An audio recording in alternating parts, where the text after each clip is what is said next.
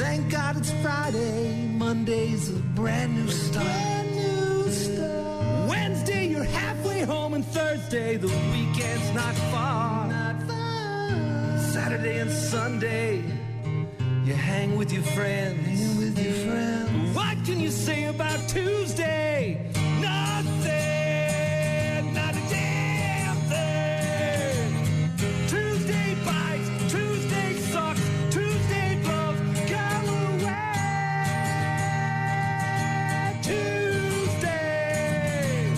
Tuesday's crap, Tuesday's lame, Tuesday's dumb, go away. Tuesday,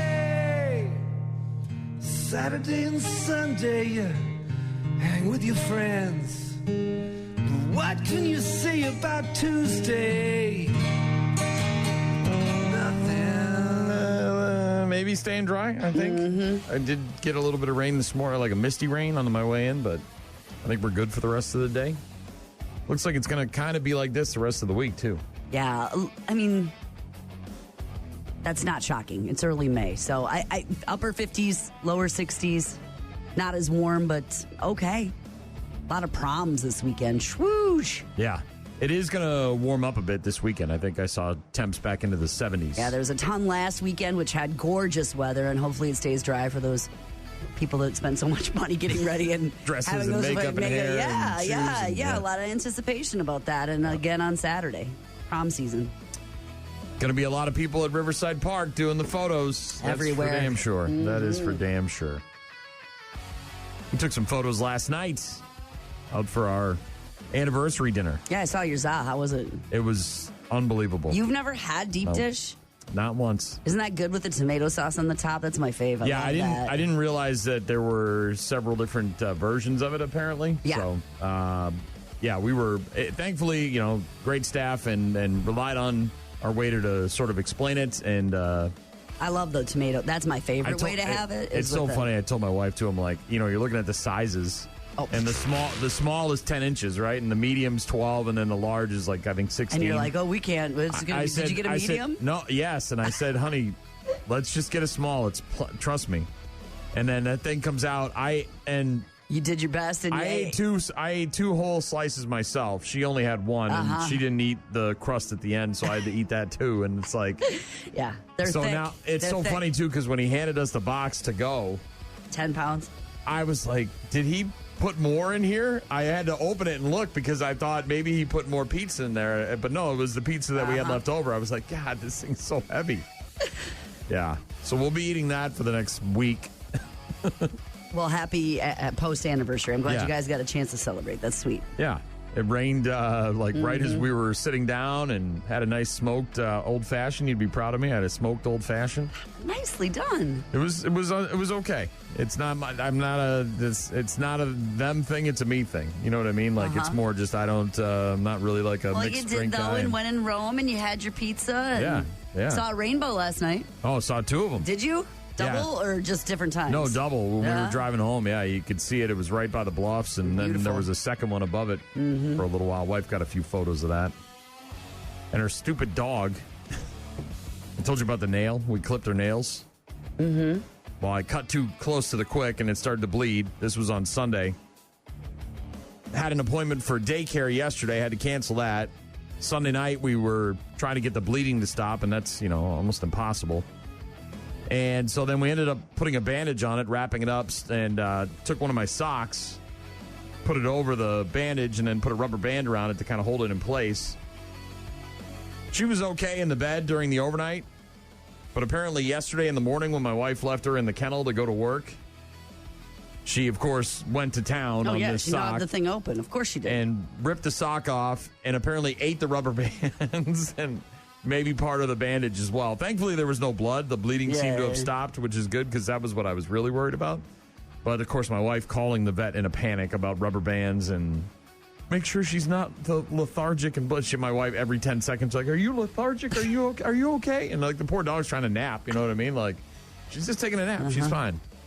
It's a rainy Monday. She's just getting her sleeps in. That's all. So back to daycare tomorrow. Get some of that energy out. We've got a lot to get to. Bad news, happy music, of course, later on. Grant Bilse of the Wisco Sports Show, who I actually saw in person over the weekend. Yeah, ran into him, my boy. Randomly. Mm-hmm. We would normally be talking to Grant Bilse about Wisconsin sports, Bucks, Badgers, Brewers, Packers. But this week, something special. We're going to find out how Wisco Grant Bilse is, speaking of old fashions. He told us last week that he was hoping his mother would teach him how to polka. And he's somewhere around 30 years old, and he's a Wisconsin native, born and raised, and he doesn't know how to polka, apparently. So we wondered, what kind of other things does Grant Bilse not know when it comes to Wisconsin stuff? So we'll talk to him about that and get to lots of other stuff. If you want to be a part of the program, go to rockmornings.com. Rock Mornings with Brian and Gene on your rock station. They charged him. The suspect accused of opening fire outside the White House Correspondents' Dinner, now charged with attempting to assassinate the president. Cole Thomas Allen of Torrance, California, also charged with transporting a firearm and ammunition across state lines with the intent to commit a felony and discharging a firearm during a crime of violence. The magistrate judge, Matthew Sharbaugh, said that if this guy's convicted of the assassination attempt, he could face life in prison. U.S. Attorney Janine Perot said yesterday there could be additional charges as the investigation continues to unfold, but had him in court, charged him with all that stuff, and we'll see what the rest of the investigation comes up with. Locally, the Minocqua Brewing Company is in some hot water right now for some of their posts. They certainly do not like Donald Trump. I don't know if you've heard about this place. Yes, I've heard about it enough to know that there's problems, but I try to ignore everything. Yeah, so they've hated Trump for a long time. They say things, people get mad, then they say things, and people get mad. And they basically put a post out several months ago saying that when Donald Trump dies or gets killed or whatever, that they'll give free beer away to everybody all day long. No good. Not good. And now the brewery and the owner of the place, Kurt Bangstad, have gotten a lot of backlash from both Republicans and Democrats over their recent Facebook post on Saturday following the assassination attempt at the White House Correspondents' Dinner. The post in part said, quote, "Well, we almost got hashtag free beer day. Either a brother or sister in the resistance needs to work on their marksmanship, or he faked another assassination to get a positive news cycle. We'll never know. Regardless, we stand at the ready to pour free beer the day it happens. Our celebration of life is going to be legendary." And, a lot of people... Yeah, no good. No good. In the world of politics reacting to that and having a lot of opinions and calling for those posts to come down and apologies to be made and yada, yada, yada. Meanwhile, also in the state of Wisconsin, not sure if you saw this. Are you familiar with Star Prairie, where that is, St. Croix County? No. Okay. I know where St. Croix County is. I guess I don't know Star Prairie. Well, there's a sporting goods store there, much like a lot of towns in Wisconsin, and a bunch of guns and ammo were stolen. Local and federal law enforcement investigating after nearly 50 firearms and a large quantity of ammunition were stolen from a sporting goods store in St. Croix County, Wisconsin. The burglary happened back in February at Russell's Sport and Bike in Star Prairie. Federal officials said a suspect entering the establishment through a window, offering a reward of up to $10,000 for information leading to the arrest and conviction of the person or people that are responsible. They've got some pictures from... I was going to say, there has to be video and photos from a ammo store. Yeah, right? They've got some pictures from security camera footage. And they're asking people to identify this person? Yeah, they've got... there's not a lot to glean from the photos. I mean, the guy's got like a green bandana over his face with a black hat, and he's wearing gloves, and looks like jeans and maybe some black sneakers, and looks like a dark hoodie. But, yeah, if you've got... any information about that, people that live in that area, maybe you want to check that out. Russell's Sport and Bike in Star Prairie. A bunch of guns and ammunition taken from there back in February, and they're still looking for the suspect. Meanwhile, in Milwaukee, they've had a bunch of these street takeovers. Yep. So it was the malls. Yep. The teens are going crazy. They're going wild. They don't have anything to do. So they're going to the malls, and they're bum rushing the mall and making a scene, and now they're doing these street takeovers, apparently right in front of City Hall, where all the cars are doing burnouts, and they're throwing fireworks in the street and essentially not obeying any of the traffic laws. And whipping donuts in the intersections and going. Usually at night. Is this at night or was this during? Yeah. This is like a late at night or in the later evening. Yeah, a bunch of people taking over multiple Milwaukee intersections during the weekend, stopping traffic, setting off fireworks, donuts, and busy roadways. An alderman in the Milwaukee area said investigators believe the same group was behind the takeovers in downtown Milwaukee, on the city's northwest side, and in the Bayview neighborhoods. I think the police will eventually catch up with this situation. We're told through the rumor mill that there's only a handful of regulars that are doing this, and they're like a posse that just travels across the city. They love seeing their stuff on social media. They love seeing their antics on TV and on the news. Cell phone video footage obviously shows a lot of this stuff happening, but it's probably not wrong. Someone's going to get killed or hurt or maimed or whatever, or come across the wrong person, and it's going to be deadly. And they're going to get caught, hopefully, soon, and end that spree, if you will. The fireworks is a nice touch, though. Big fan of a free fireworks show. Just driving down the street one day, and all of a sudden, fireworks. It's an investment. You know, they're not cheap. Yeah. Rock Mornings with Brian and Gene. We'll get to sports in a bit. Right now, some Alice in Chains. Rock Mornings with Brian and Gene. Find them online at rockmornings.com. The Brew Crew off yesterday. They're at home tonight against the Arizona Diamondbacks, the first of 3 against Arizona. The first pitch is at 6:40 tonight. NBA last night. Cunningham in the corner, no good. Stewart put it in with 3.4. Inbound to Bain. They'll dribble out the clock. Orlando takes a commanding 3-1 series lead over the 1 seed Detroit. Yeah, so that happens. The Detroit Pistons, the number 1 seed in the Eastern Conference, riding high going into the NBA playoffs, thinking they got everything figured out. They're going to be in the Eastern Conference Finals, maybe make it into the NBA Finals. Orlando Magic in the play-in tournaments had to win a couple of games just to get where they are, and now here they are on the brink of eliminating the Detroit Pistons. Crazy. That happens. 94-88 the final score as Orlando beats Detroit. They take a 3-1 series lead. Elsewhere, the Thunder beat the Suns 131-122. They sweep the Suns right out of the playoffs. Oklahoma City Thunder now waiting to find out who wins the Lakers-Rockets series. They'll take that team on after they get done. The Nuggets staving off elimination by beating the Minnesota Timberwolves last night 125-113. They still trail 3-2 in that series. Got a couple more games tonight. The 76ers in Boston to take on the Boston Celtics. That game tips off at 6 p.m. on ESPN. It's Game 5 with the Celtics up 3-1, looking to eliminate Philadelphia. The Hawks are at the Knicks at 7 on NBC and Peacock for Game 5 of that series, which is tied up at 2 apiece. And then the Trailblazers at the Spurs at 8:30 on ESPN with San Antonio looking to take care of business and eliminate Portland. They're up 3-1 in that series. Cooper Flagg, the NBA Rookie of the Year, no big surprise there, beat out Con Kneppel for the honor. Cooper Flagg edging Kneppel by 26 points in the voting by the panel of 100 media members. He got 56 first-place votes. The rest going to Kneppel. Flagg had 44 second-place votes, while Kneppel got 55 second-place votes and 1 third place. But Cooper Flagg, your NBA Rookie of the Year. NHL last night, a wild goal from the Pittsburgh Penguins to put them up over the Flyers in the second period. A shot from kind of the circle goes off the boards behind the goalie. The goalie's glove's outstretched, trying to grab it. Goes over his glove, hits off the boards, ricochets into the back of the goalie, and then he essentially kicks it into his own net. Crosby twists away from York. Passing to the point, it's Letang. His shot off a stick, pass to RB, bounce! Where is it? They score!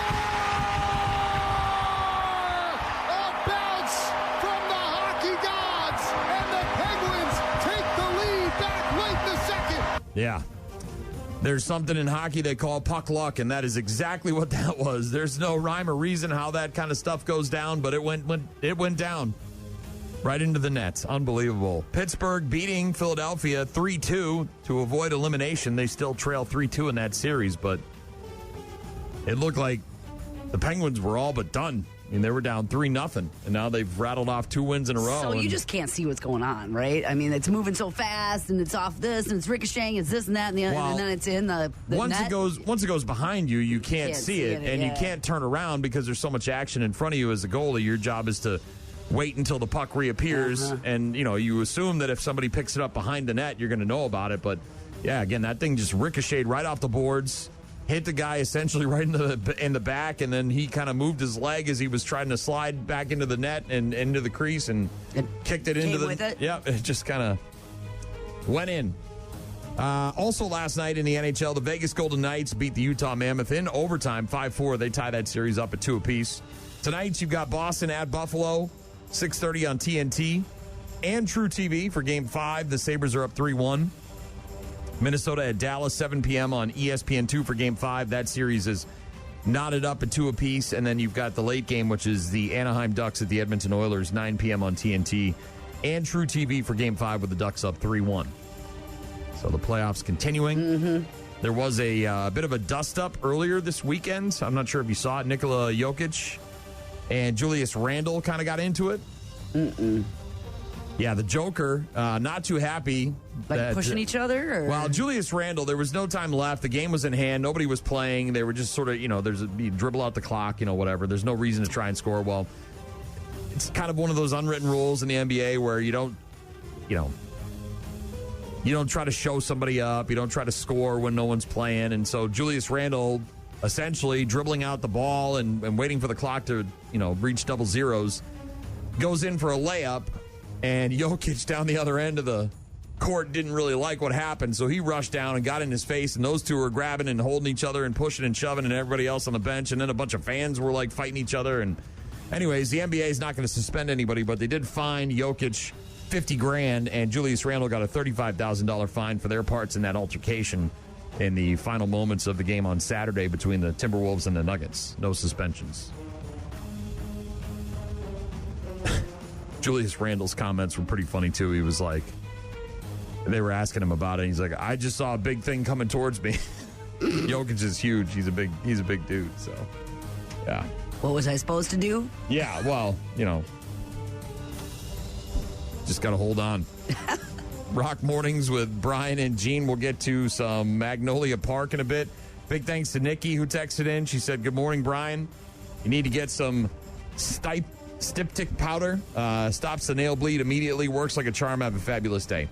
We do have some of that stuff. Unfortunately, a lot of it had solidified, so we have to go get some new stuff. But we had enough to kind of ground it down into a powder and apply it. But then we wanted to get the blood to stop. Then we wanted to wrap it up so she wasn't, focused on it and looking at it and chewing at it and all that stuff. Rock Mornings with Brian and Gene on your rock station. It's School Bus Driver Appreciation Day. Let yours know how much you appreciate them by shopping our selection at School Bus Driver Depot. Stocked with everything your school bus driver wants, but was afraid to ask for. Headphones, so they don't have to listen to your annoying kids. Sunglasses, so they don't have to look at your annoying kids. Headgear, to protect them from stuff thrown by your annoying kids. Alcohol, to numb the pain of being around your annoying kids. And of course, gum, to mask the smell of the alcohol that numbs the pain of being around your annoying kids. Keep it down back there. School Bus Driver Depot. Just because your kid sucks doesn't mean their life has to. School Bus Driver Appreciation Day. Oh my gosh, for sure. Also, National Blueberry Pie Day. It's my dad's favorite. National Cubicle Day. So dress your cubicle up, maybe. Or pull a prank on a coworker and go in a little early and decorate yourself. We've done that in the past. Mm-hmm. Did the Christmas thing, wrapped everybody's stuff up in Christmas wrapping. Did we do tinfoil too? The Jell-O one was my personal Jell-O. favorite, but that takes plan. You can't just pull that off this morning. Yeah, you know what I mean? We needed someone to go on vacation, Yeah. and then we took their stuff. We had time to make Jell-O. And made a bunch of Jell-O and put their stapler and all sorts of other stuff in the Jell-O. National School Bus Driver Appreciation Day, National Blueberry Pie hats Day, off, huh? and Cubicle Day. Yeah. Big night on Jeopardy. Oh. He got beat. Is this he did. Yeah, he finally lost. So the guy who was heading towards Ken Jennings' records finally went down. The king has been slayed. Jamie Ding losing on Jeopardy last night. How much do you want to risk on plays and playwrights? $7,600. Okay, another true daily double. You'll have $15,200 if you're right. The title object of this Oscar Wilde play is both a fashionable accessory and a mark of femininity. What is Lady Windermere's fan? That is correct, yes. Taking you to $15,200. Fortune favors the bold, Greg. Select again. Historic Alliance is 16. Answer there. Back to back. It's the other daily double. Now, Greg, you have gone true daily double on both of the first two daily doubles in this game. How much do you want to risk on the third one? Let's do 7,000. This 55-nation group, launched in 2002, has its headquarters in Addis Ababa. What's African Union? African Union is correct, and it takes you to $22,200. Yeah.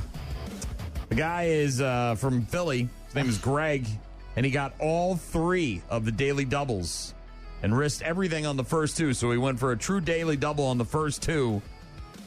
Got the last two of them back-to-back, as you heard there. One right after the other. Jamie Ding won for 31 days, ended up last night with a total of $885,605. Not a bad run. Puts him one game behind James Holzhauer, who was fourth in regular season wins, but stopped short of the records, losing last night to a guy named Greg from Philly. Got lucky with those daily doubles. Greg's a chess player, too, from Philly. Nerd alert! Yes, lots of them. So smart. I'd be like, never mind.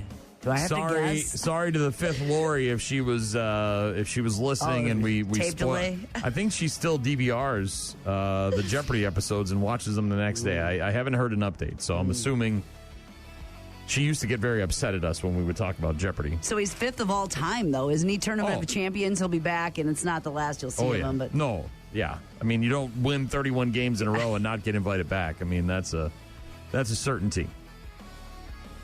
Game 5 of the NBA playoffs in the first round on ESPN tonight include the Celtics hosting the 76ers and the Spurs and the Trailblazers. Meanwhile, on NBC, the NBA playoffs continue over there as well with the Knicks and the Hawks. That game tips off at 7 p.m.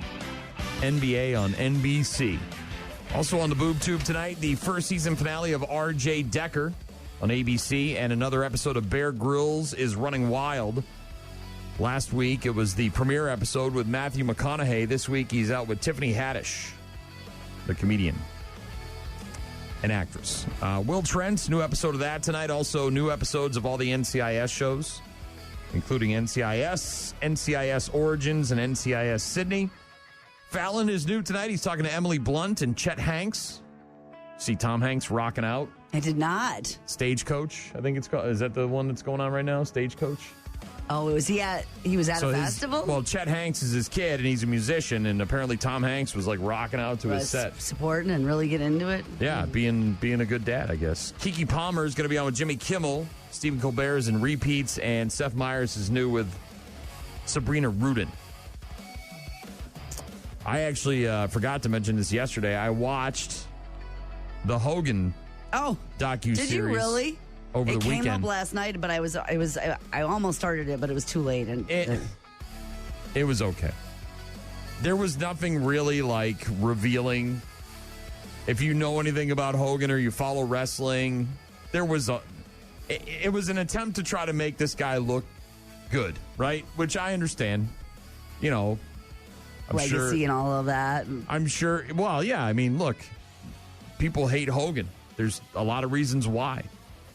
They didn't really get into a lot of that. I was going to say, did they split it down into like... No, it was sort of pre-career? Was it any of that, or was it... I mean, there was some footage of him as a kid and talking about his parents, which is maybe some stuff he didn't know. But there was nothing in there that was all that groundbreaking or revealing or shocking. And there certainly wasn't anything in there that made Hogan look any worse than you already thought he did. Or better? I didn't take that away from it. I certainly didn't. More human? It didn't come out that way? Or you didn't see more backstage stuff? Or things you didn't really? No. Not really. I mean, they've already kind of pulled the curtain back. There's been, so Vice TV does those Dark Side of the Ring specials. And, the internet provides you with all the information you need when it comes to wrestling people. But the only thing about it that, I don't know, was kind of interesting was that they were filming this and getting ready to produce this documentary, and then Hogan died. And so, these interviews are the last he ever did. But other than that, I didn't find anything all that revealing about it. I mean, he talks about, goes through the marriage, goes through his career, goes through the slamming of Andre the Giant, the little brief touch on the steroid trial with Vince McMahon, a little bit about the sex tape thing, and I don't know.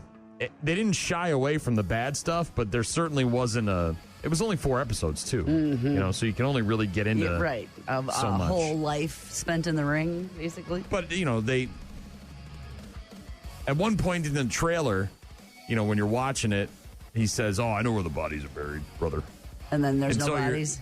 Well, so you're like, oh, maybe Hogan's actually going to reveal some sort of crazy secret or something and that doesn't happen at all. So the finger of doom or whatever, all that's, it's, again, if you're knowledgeable about wrestling, there's nothing in it that is all that groundbreaking.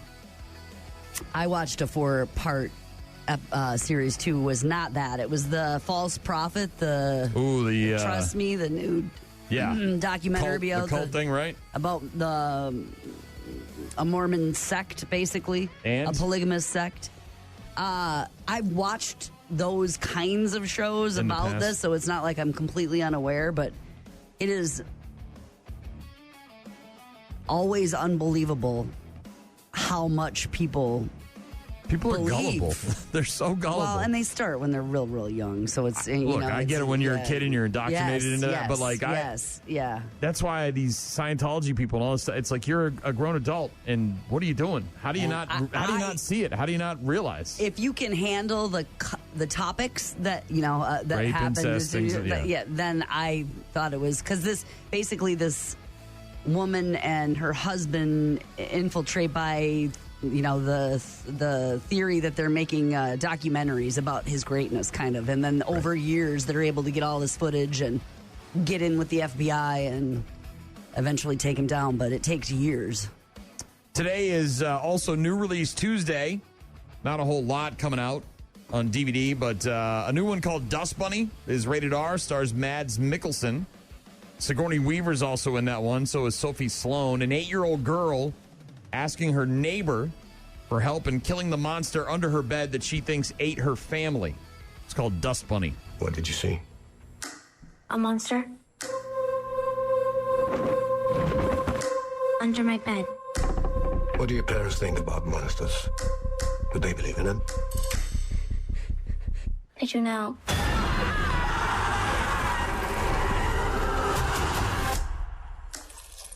Is that enough to kill a monster? What makes you think I kill monsters? You seem like you killed all it thinks. Dust Bunny. Mads Mikkelsen, Sigourney Weaver, rated R. New one. As much as it sounds stupid, it's got like 85% on Rotten Tomatoes. People like it, right? It's got that kitschy kind of, well, look, we all bitch and moan that there's nothing new, right? They're just rebooting and redoing and just churning out the same old garbage.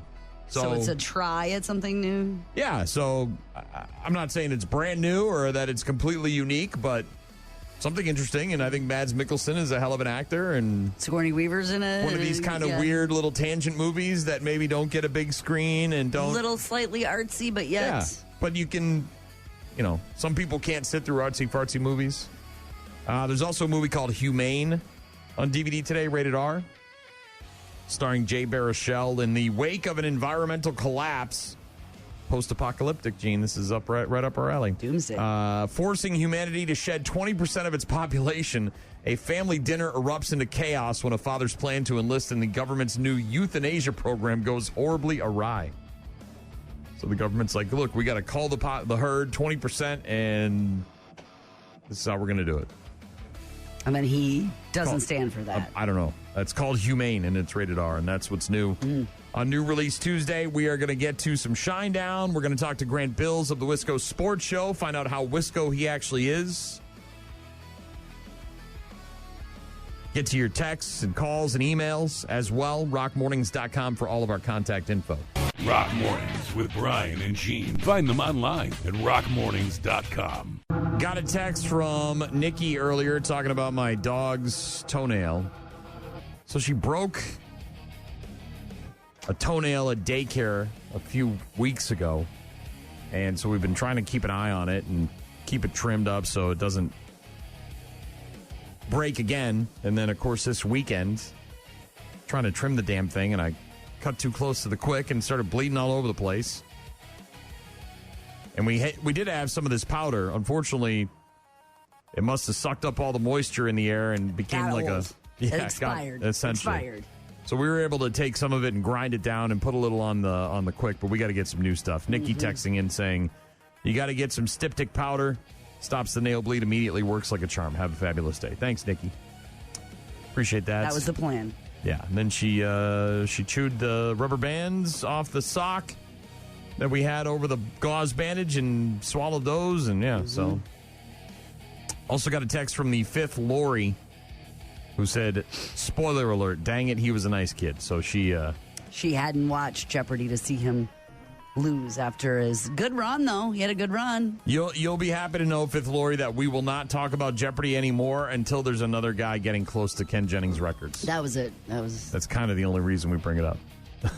So you're safe. Or someone making a just amazing guess. Yeah, well, yeah, or some kind of crazy, winnings or something. But yeah, it's not likely that we're going to talk about it every single day. You just built your garden bed. What'd you plant? You got a raised garden bed. You put it all together. You're in a competition with your brother. I am. Although, you remember? So this was a conversation me and my brother had while we were at the assisted living with my mom, or nursing home with my mom in her last few months. And we were there a lot of hours, right? Yeah. So we got to try to find different things to talk about. So we were both like, hey, I was thinking about doing a raised bed. So we're going to do a grow off this summer. He's like, you get yours, I'll get mine. So you bought a kit. So I bought a kit. So a couple of weeks. And your brother built it by hand. So, no. So about a month ago, I said, hey, did you get your raised bed yet? And he's like, no. And I'm like, I'm thinking about ordering one. And he's like, I'm going to build mine. I'm like, okay, show off. Said he was going to build it. Show off. So I ordered mine. We put it together last week.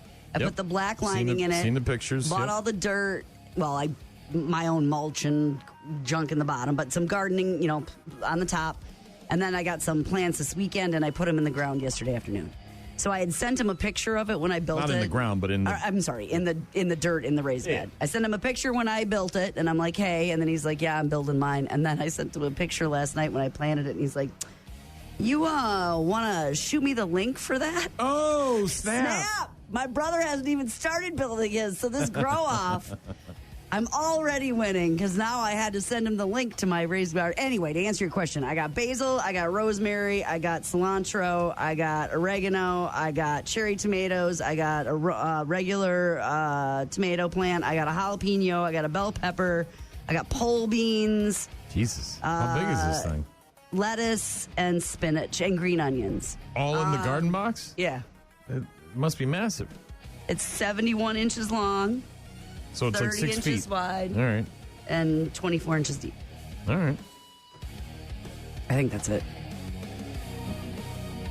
And it's all ready to go?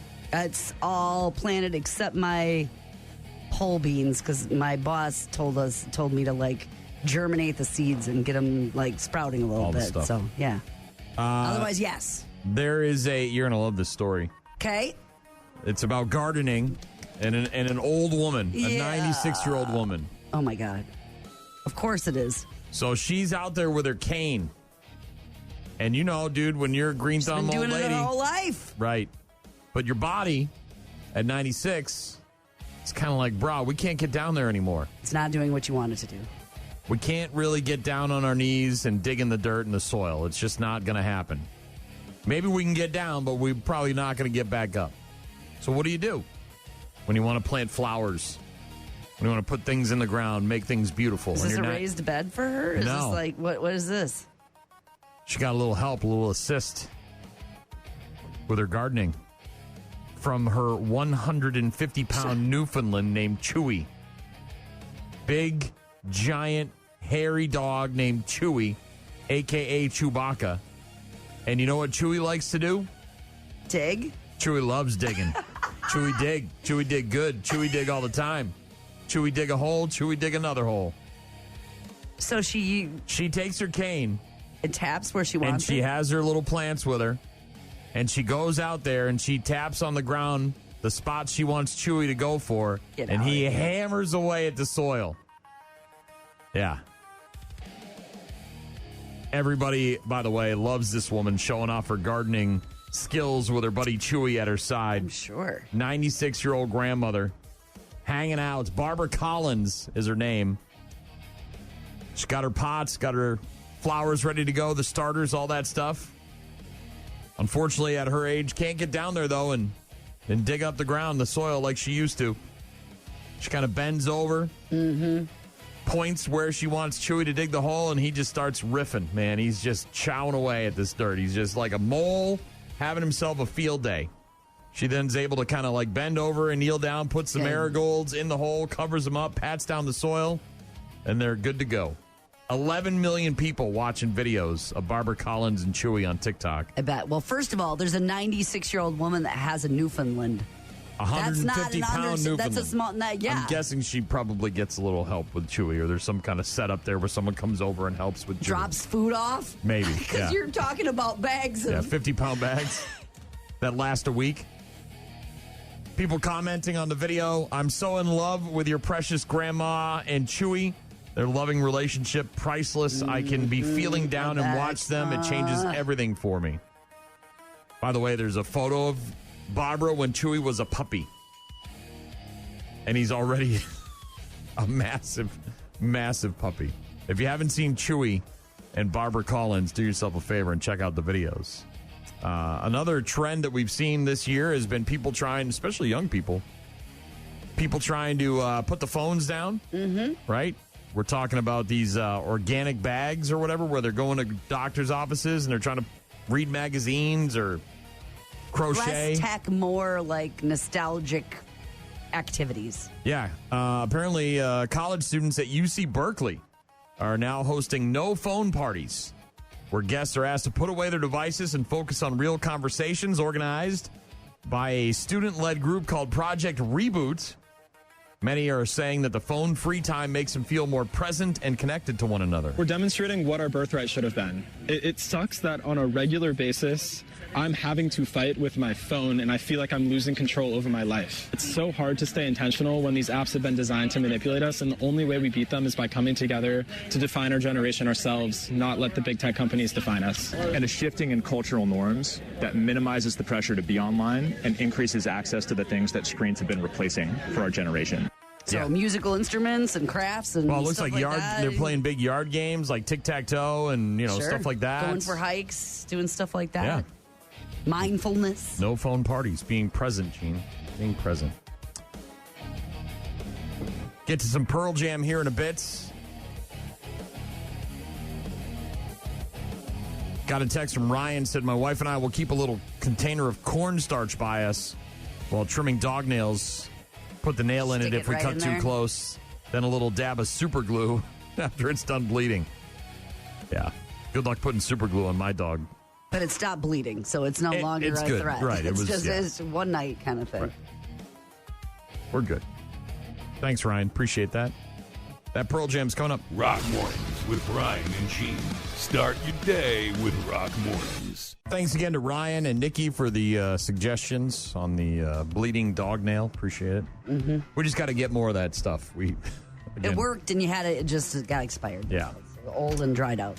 Also got a text from Tom, who said, good morning, Brian. Where did you have the pizza from? It sounded pretty good. It was pretty good. It was awesome. It was my first ever Chicago-style deep dish pizza.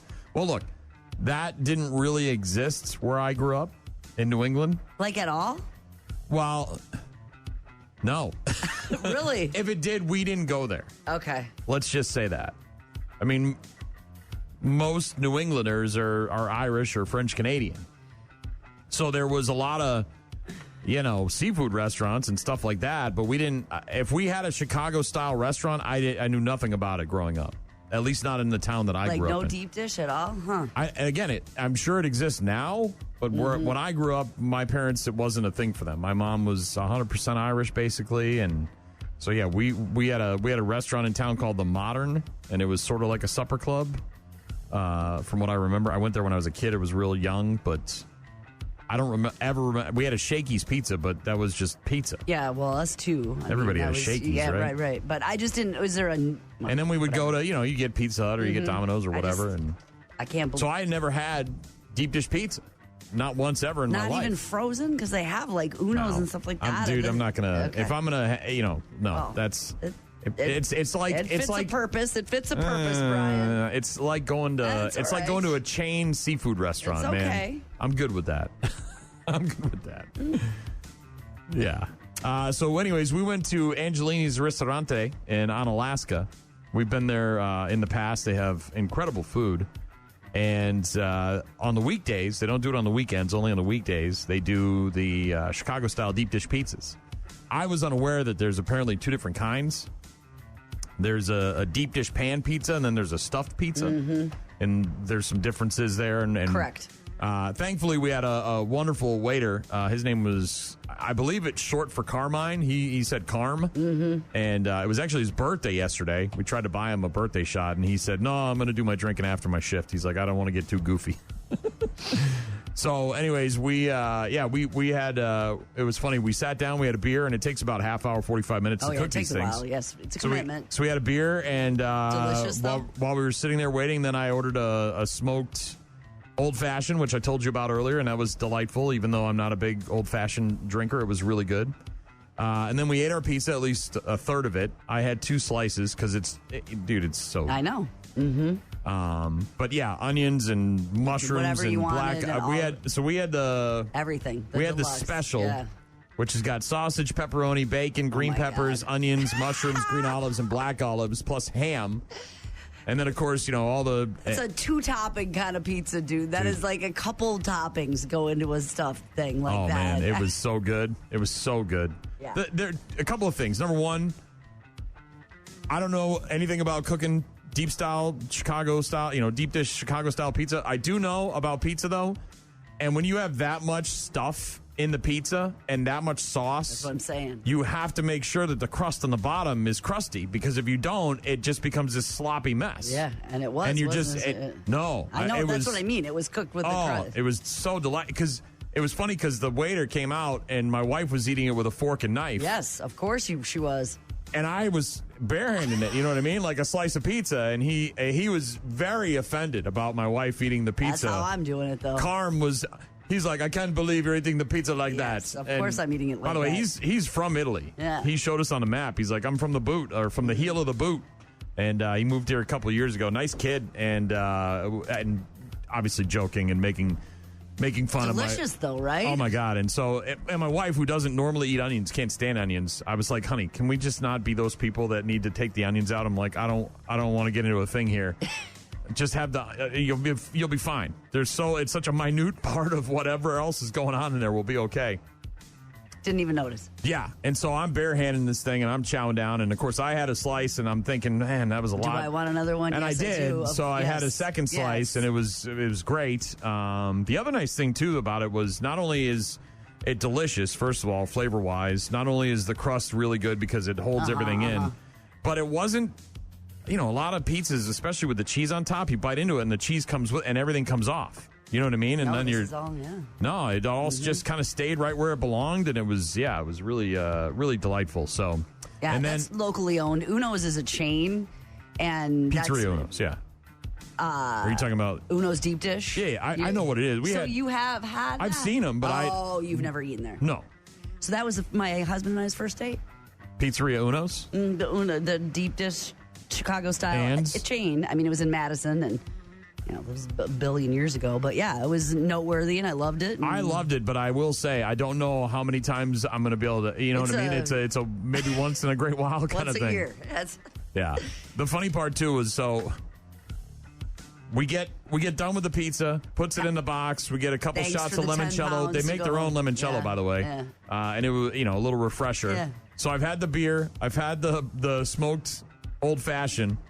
10 pounds of pizza. I had 10 pounds of pizza in me, and then we go to the bar because it's our anniversary, whatever, and it's still kind of early. We went out early, so then I said to the bartender, I was like, I'm so full, I can't do this. No, I said I want a cocktail, but I said I don't drink cocktails, so I don't really know what is to order. You know what I mean? So I said bartender's choice, and she kind of looked at me like, oh God. And so then she's rattling off a few things, and we came up with it was some kind of martini drink, and it was delightful, and I had that. Well, then I had my wife had a glass of wine, and while she was finishing, I obviously had finished mine first, and then I was drinking. I got a blonde Russian. And so we were chit-chatting with the bartender and one of the servers, and then Carm, who was our waiter, and the guy, the one waiter was like, he's like, oh man, he's like, yeah, that old fashioned, you had the beer, and you got these two drinks. And I was like, I gotta get up at 1 a.m. so I can't have any more to drink. And they're like, 1 a.m. What are you doing at 1 a.m. And so I was like, I gotta get up and go to work. I gotta, go to work at 1 o'clock. And they're like, well, what are you doing? I'm like, I said, I'm it's Brian. A long story. Well, and I said, I'm Brian, and I work on the radio. And Carm, who obviously didn't know who I was, is like, Brian and Gene? And I was like, yeah, that's me. He's like, oh, my God, I listen to you every morning. And I was like, oh, well, thank you very much. Good morning, Carm. Thanks for listening. I appreciate it. We gave him a drink chip to the bar that he was going to after he got done with work to celebrate his birthday. So Tom, delightful. The pizza was fantastic. As I mentioned to you yesterday, I was kind of bummed, though, because they have so much other great stuff on the menu, the pastas and stuff. And I saw a bunch of that rolling out when we were there. It was a pizza night, though. Yeah. It's going to be pizza night tonight. It's going to be pizza lunch tomorrow, and probably pizza night tomorrow night. You can celebrate your anniversary all week long that way. Yeah. There's so much leftovers. I told you I picked up that box when we were at the bar and we were getting ready to leave. I'm like, did he put extra pizza in here? Is it this heavy for real? 10 pounds of pizza. Oh. Yeah. It was good, though. Real good. I should have brought some in. You should have. Absolutely. Sorry. I apologize. We've got Grant Bilse coming up a bit later on. Going to find out how Wisco Grant Bilse is. Got some questions lined up. Yes. Also, bad news, happy music. And if you want to be a part of the program like Tom and Ryan and the Fifth Lori and Nikki, find all of our contact info on rockmornings.com. Rock Mornings with Brian and Gene. Find the daily podcast at rockmornings.com. Brew Crew off yesterday. They'll be at home against Arizona tonight. 6:40 first pitch, first of 3 against the Diamondbacks. NBA and NHL playoffs continuing tonight as well. Tune in at 6:30 on TNT and True TV to watch my Boston Bruins get shellacked again by the Buffalo Sabres. Bunch of bums. Or tune in at 6 p.m. on ESPN and watch my Boston Celtics beat up the 76ers. You think that's going to happen, both of those things? Yeah, I'd wager money on it. The Bruins are done. They're toast. When the goalie's walking off and yelling at the team on the bench for underperforming and not caring, you got problems. You got big problems. Tyler Reddick staying with 23XI Racing.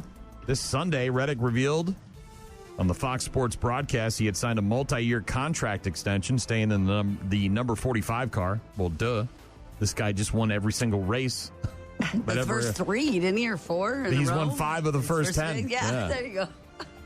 Driver of the number 45 car, currently leading the Cup Series point standings with 5 wins in the first 10 races. So, yeah, they said, hey, we'd like to lock you up for a couple more years. I would like maybe some more compensation. Is there some more compensation I can they did. have? Meanwhile, Chris Sims, much like several other people on NBC, getting the boot.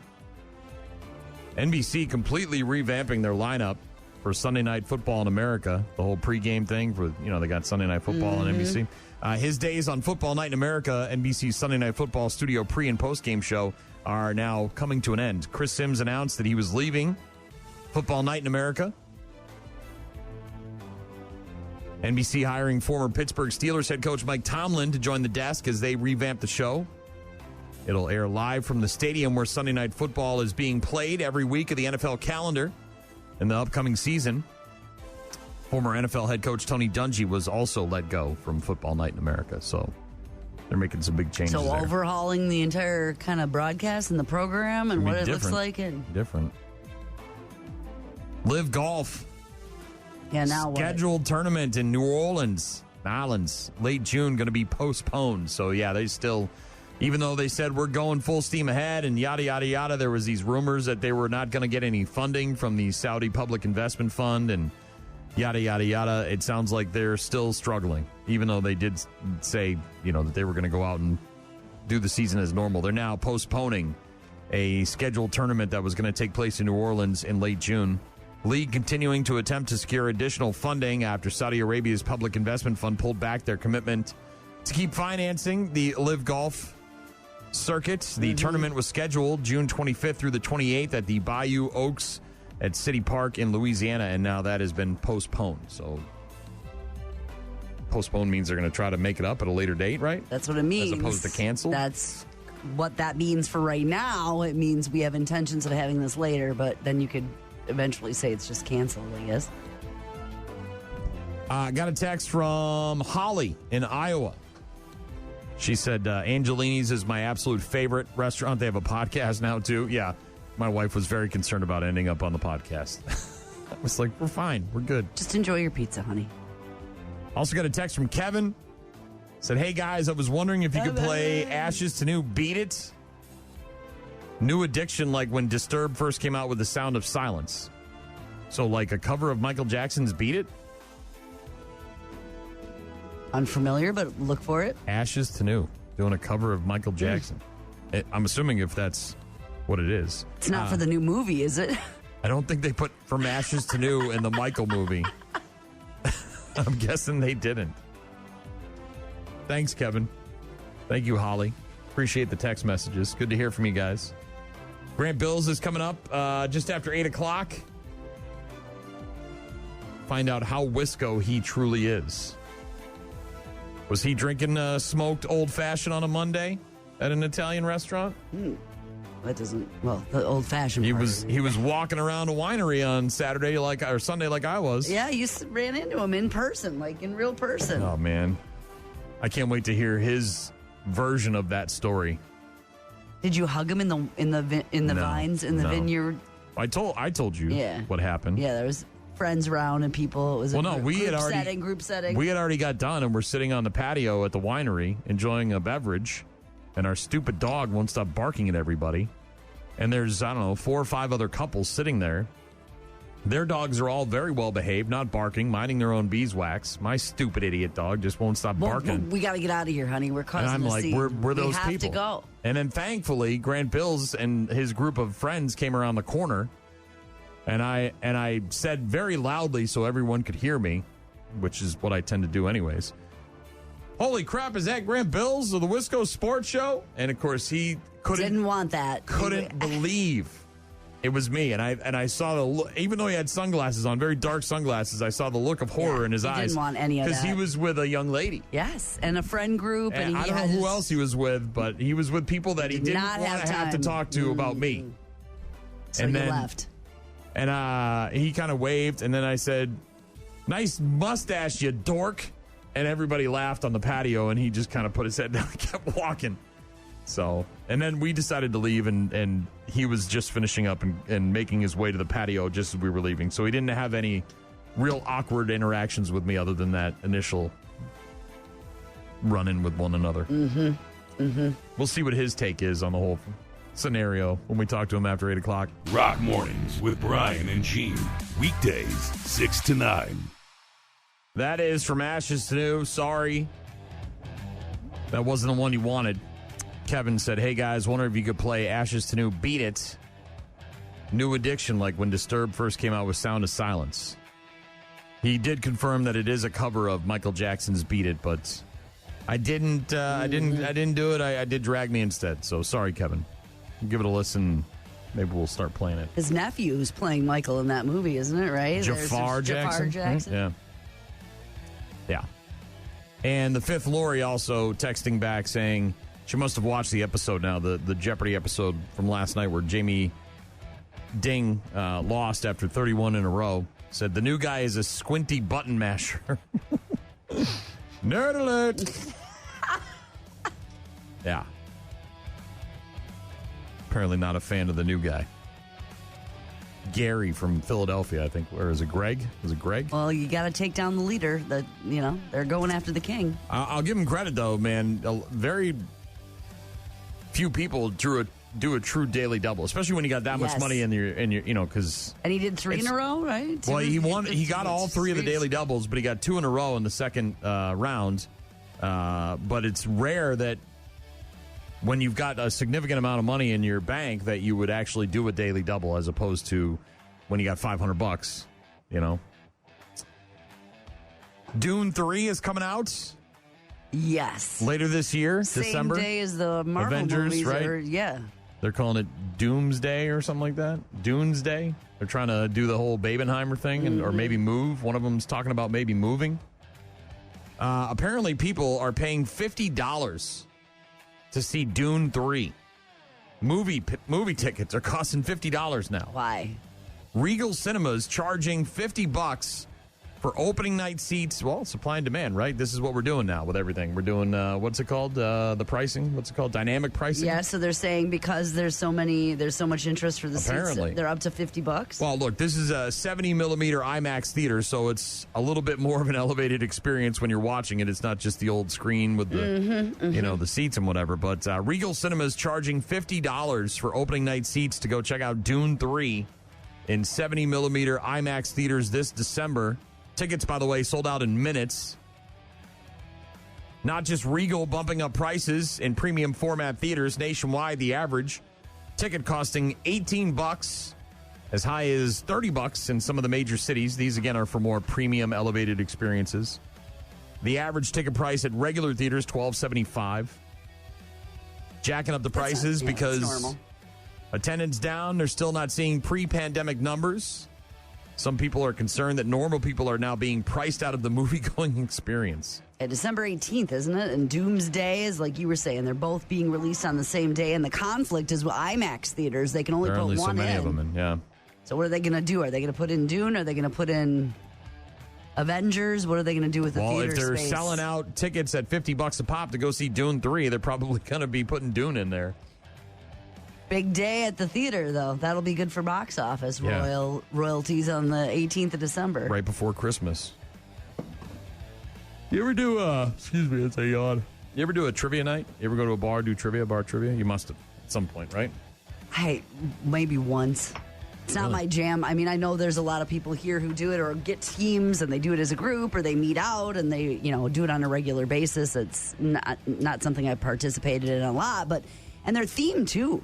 Because sometimes they're like Disney movies or insert top Avengers, Harry Potter, Office, yes, Seinfeld. Yeah, there's certainly a lot SpongeBob. Of theme nights. I actually ran a DJ trivia for about a year, several years ago, just sort of a part-time gig. I did one at a festival too. We had one once that was like a tailgate to a Packer game that was going to be on a Thursday night. We did one at a brewery. Music. It was like music blingo. You know what I mean? Mm-hmm. Where they'd give you a bingo card and when they'd play like a little clip of a song. So not technically trivia. We did play a music trivia at another brewery. Usually that stuff's too late for me to go out during the week. Obviously, it starts 7, 8 o'clock at night, and I'm not going out at that time. But trivia is very popular. Yes, it is. A lot of bars doing trivia nights, bingo nights, all sorts of different stuff, trying to get people come in. Well, apparently, in some bigger cities, the trivia nights are starting to fizzle. They're not doing as well. Like they hit their apex and they're on their way down a little bit. Kind of. I think people are maybe burned out on the trivia, not to mention the fact that people cheat. You go to a trivia night and somebody's got their phone and they're hiding it so that they can get the answers to the questions and score and win the gift cards or whatever it is, taking away that ability to keep it a level playing field. So bars in some of the bigger cities are now pivoting and doing something different. Have you heard about this? Mm-mm. It's like those nude modeling classes that you would take in art school. Sure. Where it's fruit with a guy and his junk. Washington Post, with a write-up about the hippest new event popping up on the nightlife scene in bars in bigger cities. Nude drawing nights, just like the chicken Titanic. Draw me like one of your French girls, right? So this is like paint and sip, only there's a nude person there? One event in D.C. is called Kink and Draw. Another one is called Naked Friends. Not a class or anything like that. People shell out a couple of bucks to draw live naked models at a bar while sipping on drinks. So I'm assuming the model's getting paid to come in and take their clothes off? Yep, the model's getting paid to come in and take their clothes off, and I'm sure you get like some sort of piece of paper and a sketch pen or something or sketch pencil or something when you enter, and then you just, Obviously, it's not draw. as lively as a trivia or karaoke night, but people are enjoying the vibes. The host may even suggest different challenges, like this round, draw only with your non-dominant hand. So draw with your left. Oh, gosh. I could barely draw with your right? With my right. Or for 2 minutes, keep your pencil moving on the page as don't Constant pick it up. line, don't ever touch. Yeah. Models, obviously, part of the event. You don't choose somebody out of your group to go up there and take their clothes off. Their pants off. They're paid professionals, people. But yeah, apparently nude drawing in bars. What could possibly go wrong? People without their clothes on around a bunch of drunks. It'll be okay. It's probably in very big cities and very upscale places. It's not like... Well, and I'm sure it's behind like a door in a private room with a lock, and people can't just walk in. Well, there's a sign, right? This is live nude drawings is happening tonight. Nude drawings. Drink and draw. What'd you do last night? Well, I looked at some naked chick for 2 hours and drew boobies. Mm-hmm. Sounds like a plan. I couldn't do those. It's not a place for you. No. Nope. Definitely not a place for me. Rock Mornings with Brian and Gene. Find them online at rockmornings.com. 8:15-ish on Tuesdays, we're joined by the one and only Grant Bilse, host of the Wisco Sports Show. You can hear his show every afternoon all across the state of Wisconsin from 4 until 6 p.m. on stations like WKTY in La Crosse and Sports Talk 105.1 in Eau Claire. Grant Bilse, I have already told the story of what happened on Sunday. I'd like to hear your version of what occurred on Sunday when we saw each other at a winery. You guys ran into each other in person, unannounced. Yes. It's not really that crazy of a story. First of all, good morning. Nice to chat with you both. It's not really that crazy of a story. We were both at a place and we saw each other. That's it, huh? Did you see him first, or did he see you first? Actually, we kind of spotted each other at the same exact time. I said something under my breath. I'm like, oh, damn it. And I hear, is that Grant Bilse? I'm like, oh, God. Yeah. Hi, Brent Simpson.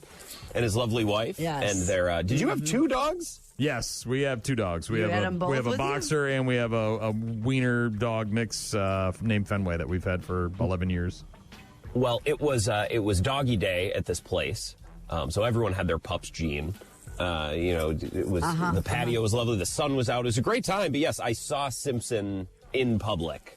Was there anything else you wanted to get into here, Brian? Well, I just said to Gene, it was visible to me that you were not excited about the fact that I was there unannounced and that you would have to try to explain to your lady friend or whoever else you were hanging out with who this person is that's yelling at you from the winery that's so beautiful and quaint and not very loud. I'm the loud person there.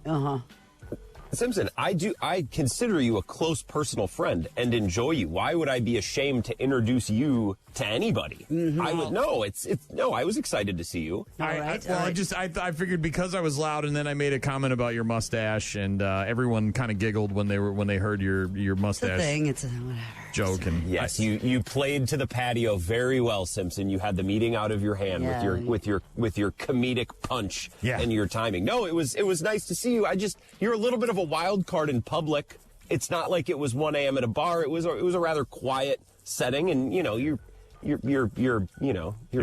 never know what you're going to do. If you think I'm a wild card in public, you should see me at 1 a.m. at a bar. It's a whole different. It's like a whole different. But that's where it's okay. That's where it's okay to mock someone loudly. through a crowd. Right. Gene's on my side here. Yeah, we have a lot to get to with your Wisco knowledge today. So I don't boys, know, you're going to have to take your fight off the radio now. I don't know if you heard, if anyone has given you any sort of inside information here, but last Tuesday when we spoke to you, you brought up the fact that you always wanted to learn how to polka, that your mom needed to teach you how to polka. She would. She's a very good dancer. And we were very concerned about your status as a Wisconsin man because you were born and raised here. You're what, 30, 25, 28, somewhere in that vicinity?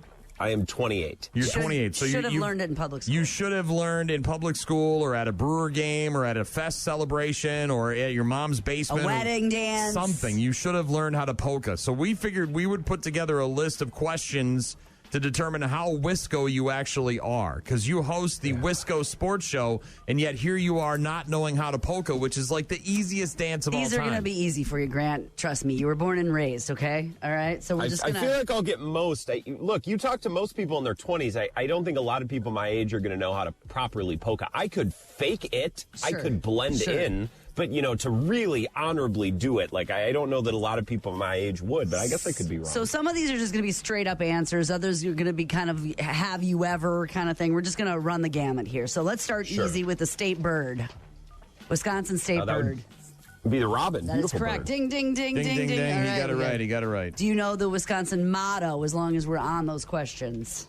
Oh, forward. It's written on every building in the town where I live. Very good. How about the flower? Do you know the Wisconsin flower if you're making your map? A wood violet. That is a wood violet. All right, correct. 3 for 3. So far, so Wisco. Very good. The animal. This is a slam dunk for you. Oh, this is easy. What's the state animal?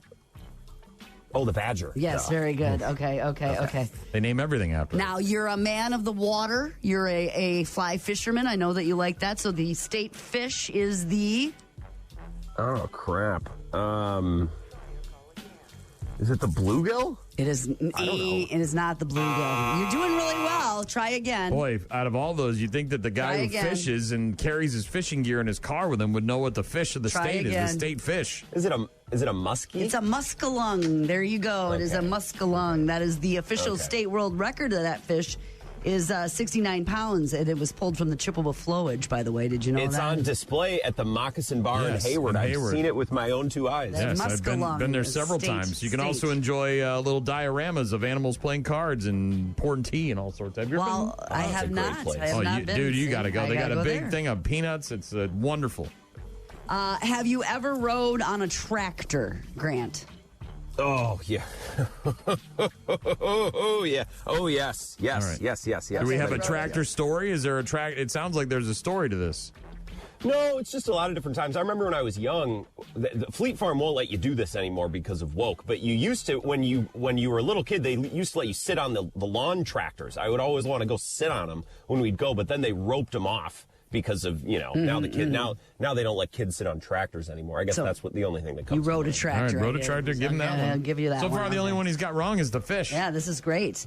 So what is in an old-fashioned? Do you know how to make an old-fashioned? Straight up, normal-ass old-fashioned. What are the ingredients? Well, I don't know. My dad always makes brandy old-fashioned sweets. My sister's a bartender, so we always make her make all the drinks. I guess it would be, brandy, ambrosia bitters. Yep.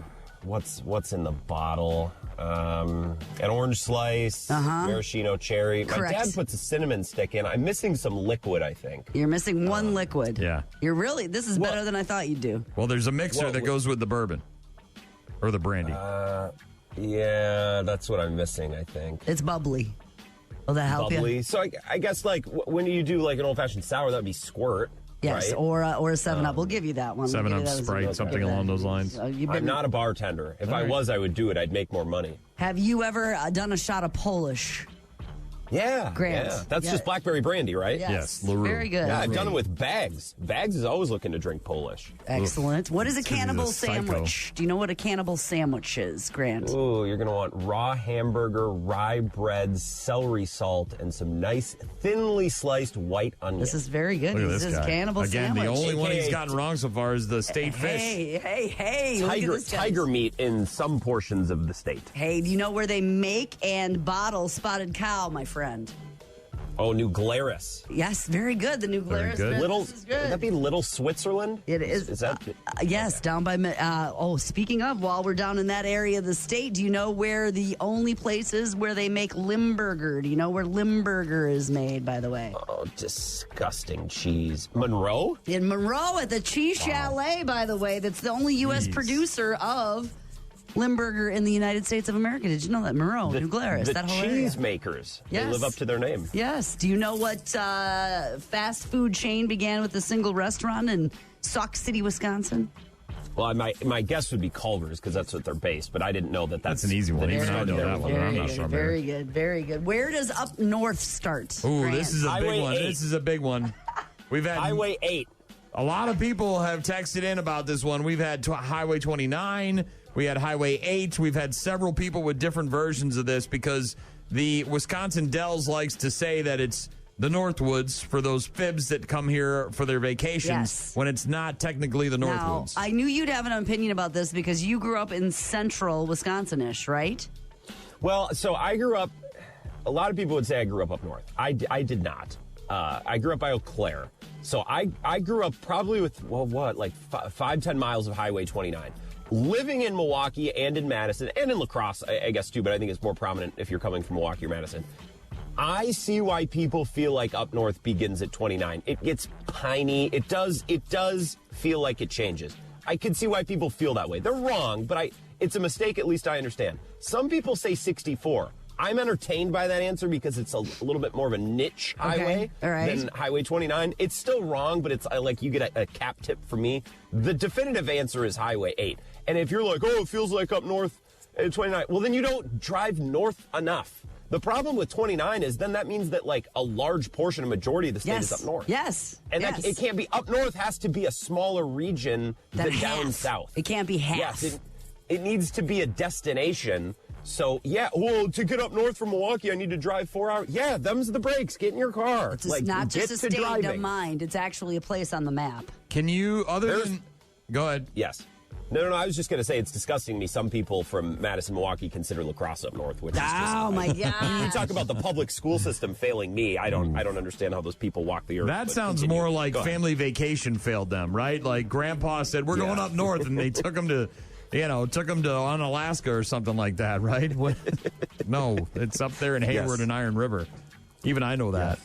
I'm going to toss one in here. Other than Chris Farley, can you name 2 famous people who are from the Badger State? I like this one.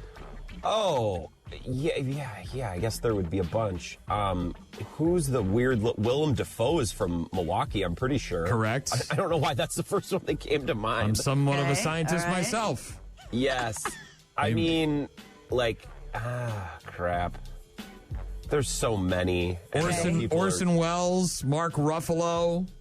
That's a good answer. Gene Wilder, Frank Lloyd Wright. Frank Lloyd Wright's a good one. Shout out Georgia O'Keeffe. Mm-hmm. She's an author, and rattling off a few for you. Go see her house. Does that help you with any? Where is that? The Georgia O'Keeffe house? No. Do you know what I'm talking about? Laura Ingalls Wilder house? Oh, the Laura Ingalls Wilder. That's very, very close to where I grew up. Caddy Woodlawn right down the way as well. Caddy Woodlawn, there you go. All right. Laura Ingalls Wilder is in Pepin, right? Well, I think we can safely say that you're very Wisco, but you have a blind spot when it comes to polka, and maybe you shouldn't go tossing that around. You did well on this. You did really well. This was an interesting question. I didn't know the answer to myself, so I thought I'd ask you about...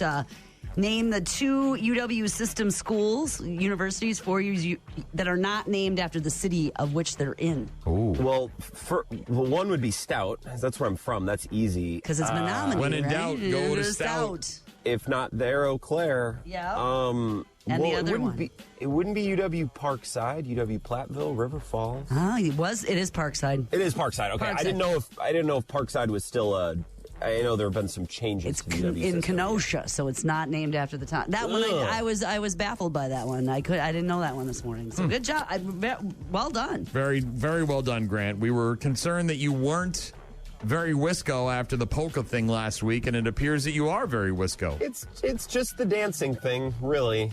All the other stuff I got down. Got a text from Jake who said, I grew up in Tomahawk, Wisconsin, north of Highway 8, and was always considered up north to us.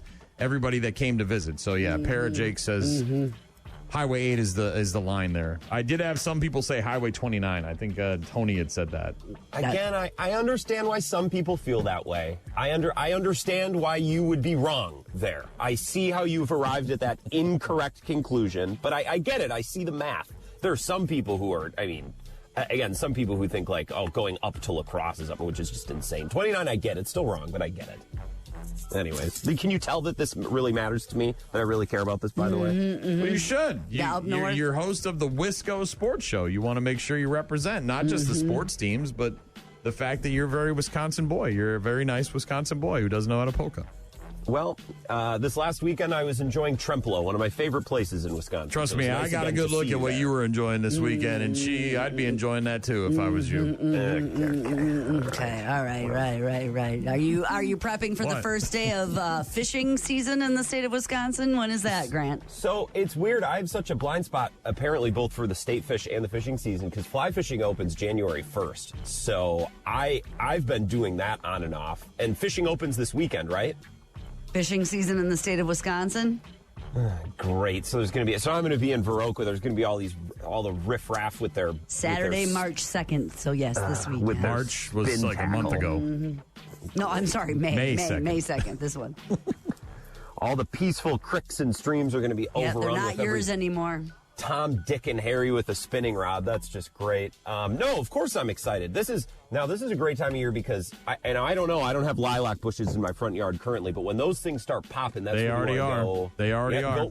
Go fish for crappies, ladies and gentlemen. You could buy a bucket of crappie minnows, go sit on the end of a dock, throw a little bobber out there. That's the best way to fish. That's what I would be doing this weekend. There he is, the host of the Wisco Sports Show, the one and only Grant Bilse. Very Wisco. Nice job, Grant Bilse. Round of applause for you. Thank you. I'm glad I didn't disappoint. You guys have a good one. We'll talk to you next Tuesday. Get him a state of Wisconsin shirt in a medium.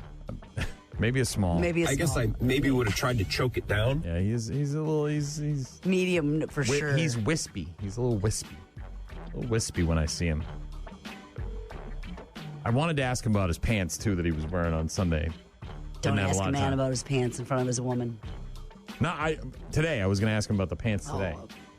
They're like those beachcomber pants. Mm-hmm. You know what I'm talking about? Mm-hmm. They're not like pants.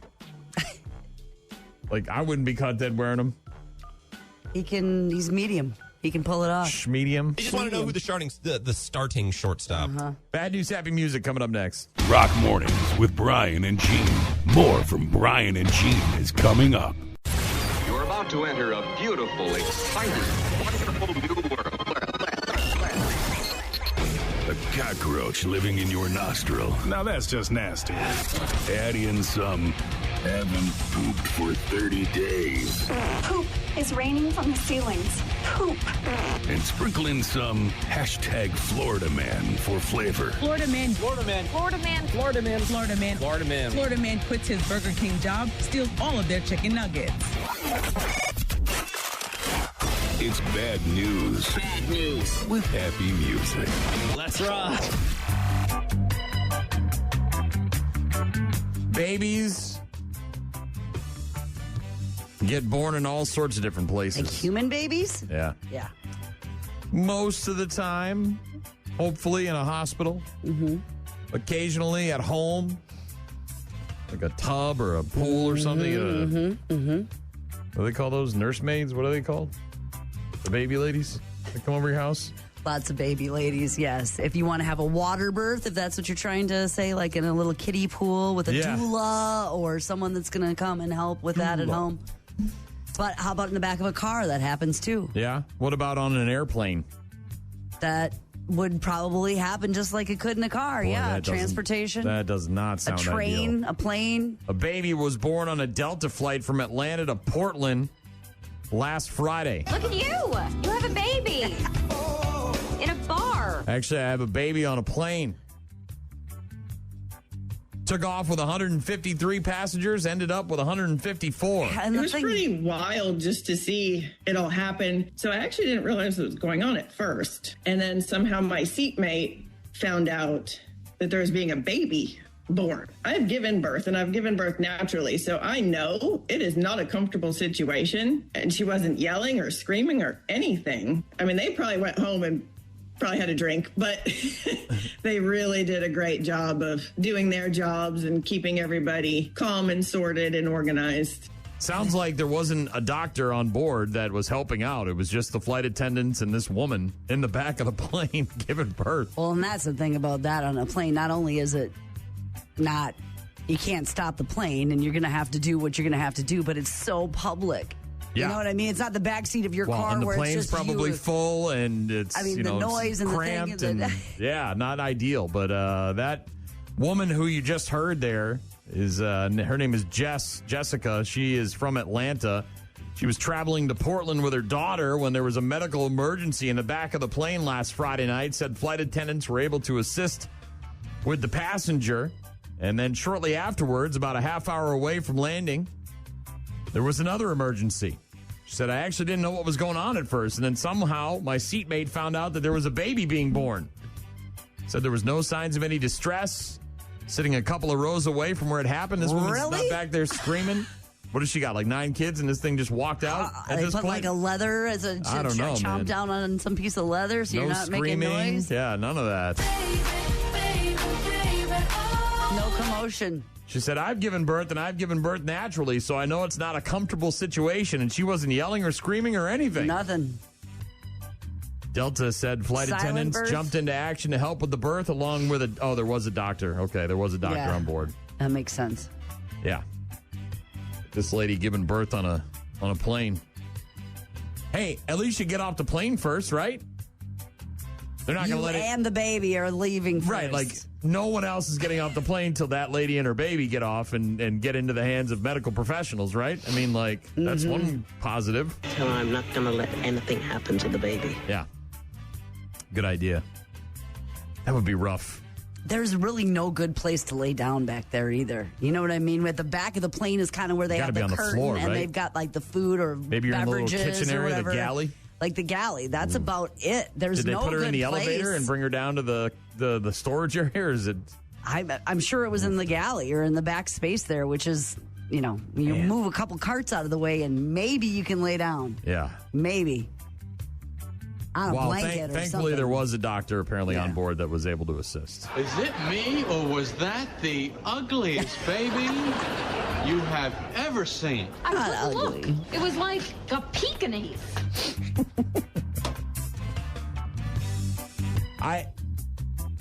Look, I'm sure I could figure it out if I really wanted to get a stick of dynamite, but I wouldn't know the first place to start if I needed a stick of dynamite. I mean, I've got some friends that deal with that kind of stuff. Sure, you'd make some phone calls, maybe you'd ask around. But I don't want to end up on a list. They make it seem like you just Google it, stumble upon dynamite in the movies and TV shows, right? You're in a room, you're rummaging through a box, and dynamite. Or you're in a cave somewhere. Well, if you're in a mining community, it might be a little bit more prevalent. Well, I don't know if New York is a mining community. I'm not Just quite might sure. Be a little bit more prevalent. I'm not quite sure where this woman got the dynamite, but she got some dynamite. Man, this is. Look, violence is violence and domestic assault is domestic, Yes. but this is mean. This is like, I don't know, it just feels mean. It feels real mean. A woman in New York faces up to 25 years in prison after she was found guilty of throwing a stick of dynamite into her boyfriend's bedroom while he slept, causing him to lose a hand. Oh, snap! And boom goes the dynamite. Yes, this dude's fast asleep in his bedroom. And not only does she, think of that. Like, she went and got dynamite. Like, no gun, no knife, like Acme stuff. No easily accessible weapons of choice. No chainsaws, no nothing. No hatchets, no poison, nothing. She wasn't gonna let this guy get off. She was. This is attempted murder. Obviously, until she she's got a getting stick of charged with dynamite, that, isn't she? 35-year-old Kiana Waddell found guilty of first-degree assault and criminal possession of a weapon. Yeah. The district attorney there. Like this? Like light it and chuck it over your shoulder right through the window? Is that what? The DA said domestic violence can escalate to deadly levels, and this case is a sobering reminder of that reality. A dangerous individual has been held accountable and will face a lengthy prison sentence for this horrific act. This happened back in March of 24. She threw a stick of dynamite into her boyfriend's bedroom while he slept after they got into an argument. Prosecutors say the victim was awoken by a hissing sound, saw a flame on the floor of his bedroom. When he got up, he found the stick of dynamite, tried to extinguish it, but it was unsuccessful. And a smile that lights up the night, and it all belongs to Kid Dynamite! So they were still dating. It was an argument. The victim then picked up the dynamite and attempted to throw it outside. They say it detonated in his hand, causing searing pain and the loss of the hand. They had to amputate part of his arm. The victim saw the woman fleeing his apartment on foot after the incident. She was arrested the next day, and now, apparently, she's going to jail for 25 years. Prosecutors say it was revealed during the case that she had threatened her boyfriend with dynamite several times. Whoa. Bro, what? Dude, that is a go-to. She had dynamite. That is a go-to move. Yeah, I don't know where she got it. She had it. Boom goes the dynamite. You don't threaten with that unless you own it already, right? She did. Hey, did you know that I've got some dynamite? She did. That's crazy. Where do you get dynamite? If you don't stop leaving the toilet seat up, I'm going to get that stick of dynamite and I'm going to blow your ass up. He had to have known she had the dynamite, right? Well, she's been threatening more than once. Do you believe her? You do, right? Because you can't buy it without a permit, a license. You got to have that from somebody. Well, did they misuse the word dynamite? But she made something with plant fertilizer and made her own explosive something? You can go to a fireworks place and get a pretty big, M80 or something like that. Mm-hmm. And they will blow your hand off if you've got, Yes. Jason Pierre-Paul He was trying to throw it outside. He was trying to extinguish it. But when I hear the word dynamite, I'm thinking a foot-long stick with a, Can you buy it for farm, like blowing up rocks on a field? Is that like at a farm place? I guess I never Legally tried. buy it? Again, Yes. I don't want to end up By on the list. civilians, you can do it. Civilians can, all right, well, have fun getting arrested by the ATF. I would have searched on the studio computer, not your computer. Well, I'm not blowing anybody up. Not yet, you're not. Not until you get that stick of dynamite. Oh, now there's an ad to cancel my car insurance. What does that have to do with dynamite? Last but not least, if you haven't seen the video, it's actually pretty funny. I got to give him a lot of credit. As much as it's criminal and you can't go doing stuff like this. Yeah, what? Hashtag Florida teens are in trouble now because they rode a riding lawnmower into a Target and all around the store. And I'm talking about one of the big ones with the deck and not like a John Deere, but like one of these ones with the arms. Yeah, that you do the side of the highway with. Yes. 2 18-year-olds in Florida arrested last week.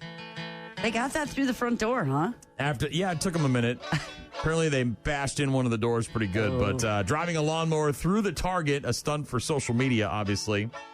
One of them driving the lawnmower, the other recording it. He actually drove straight into the door first and shattered it. It was quite interesting. You never know what's going to happen. I think they're teenagers. They definitely got the consequence that a lot of people think they deserve. Nobody hurt in the incident, but they did damage the front door when they banged into it twice trying to drive through. Police also noted that this wasn't harmless because it did endanger other people in the store. Mm-hmm. Not the first time, by the way, that kids have pulled a stunt like this in Florida.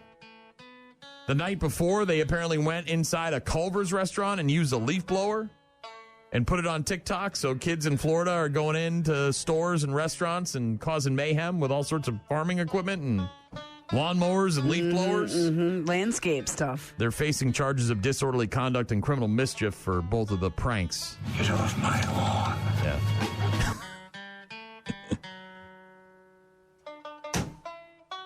The next crop of Florida man has arrived, Gene.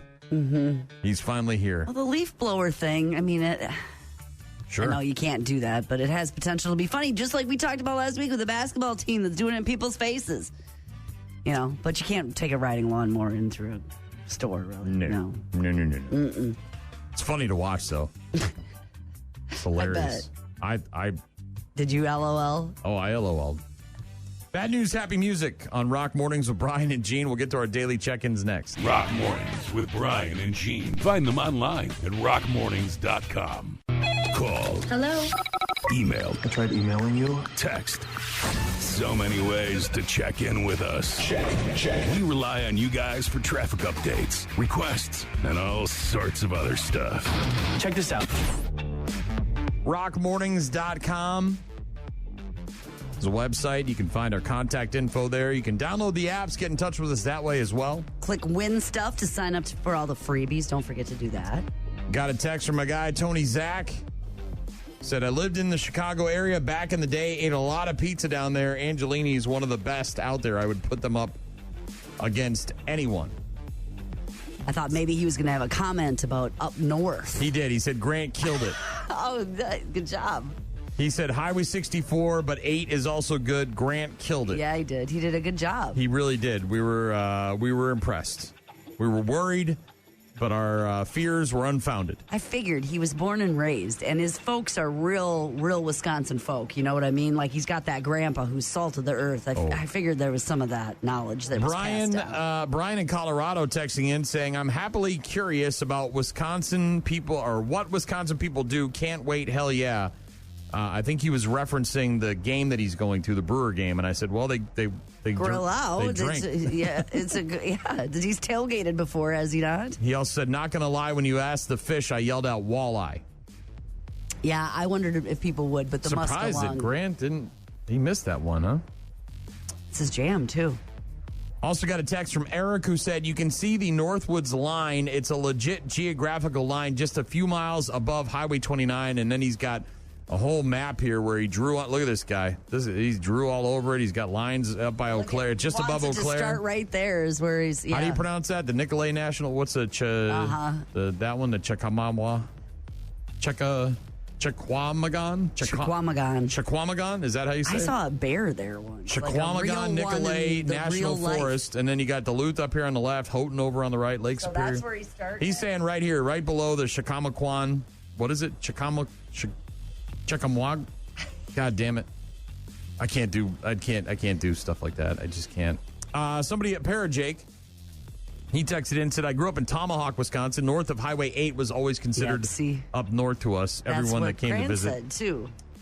Wally texted in and said, hey, Brian, where was that pizza place you went to that you said was so damn good? I missed the first part of the conversation. That was Angelini's in Onalaska. Went there yesterday for my had a birthday or anniversary dinner. It was delicious. Sarah just said Shawamagon. That doesn't help me at all. Thanks, Sarah, though. I appreciate the assist. Fifth Lori, upset that we spoiled her Jeopardy watching. She tapes the episodes from last night and watches it this morning. And the guy with the 31 win streak is out. Jamie Ding, he lost. Somebody else texted in and said, hey, guys, what was that pizza place you were just talking about? I came in at the end of the conversation again. It was Angelini's in Onalaska. We went out for owned, like we talked about. Deep dish pizza. Mm-hmm. Holly also said Angelini's is my absolute favorite. They have a podcast now. I've seen it, yes. Kevin wanted to hear some Ashes to New. Beat It. Apparently they do a cover of Michael Jackson's Beat It. Ryan texting in about my dog's toenail getting clipped a little too close to the quicken and bleeding all over the place on Sunday. He said, my wife and I keep a little container of cornstarch by us while trimming the dog's nails and put the nail in it if we cut too close, and then a dab of super glue after it's done bleeding. Well, you got it to stop, so that's good. Seal that up nice. Tom also texting in, wanted to know the pizza place I was talking about. Thank you, Tom. Mm-hmm. You had a great anniversary dinner and lunch today and dinner tonight. All right, let me try it again here. What is this? Chequamegon? National Forest. Chequamegon? Mm-hmm. Shawamagon? No. Am I wrong? Not Shawagamon. Don't do that to me. That's what messes me up. Beep-beep-beep-beep. God damn it. Well, Sarah spelled it out phonetically so that I could sound it out, and I'm trying to do that and also read the name at the same time. She did SHA-WA-MA-gone. So that's Shawamagon, right? But then I look at the picture that Eric sent in, and it looks like Shagwamagon. Well, there's a Q here. All right, I'm done. Thanks a lot. I'm going to be a mess the rest of the day trying to figure out how to say that word. Why is there a Q in there?